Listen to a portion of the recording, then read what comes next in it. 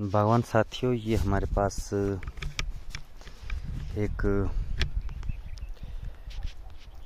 Last year की बड graft है T-Rex गाला की। इसको जो है आप ध्यान से देखेंगे तो इस पे जो है बड जो है ब्रस्ट हो चुके हैं। इसमें जो है बहुत जल्दी जो है अब पिंक बड हमें देखने को मिलेगा।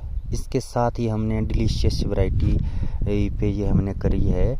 ये हमारा रेड चीफ है। इस पे हमने ये पॉलिनेटर के तौर पर लगाया है ये बड ग्राफ्ट। तो ये ऑन हो चुका है और हमारी डिलीशियस वैरायटी अभी बिल्कुल भी ऑन नहीं हुई है। ये हमारा अभी सिल्वर में ही है। तो इस तरह से जो है क्या होगा, पॉलिनेशन वैरायटी में जब फूड सेट जल्दी हो जाएगा और इस पे हमारे लिए जो है पॉलिनेशन में फिर समस्या आ सकती है। किस किस बागवान साथियों के जो है ये ऐसा ऑर्चर्ड में हो रहा है, कमेंट करके जो हमें बताएं। जानकारी शेयर करें बागवान साथियों।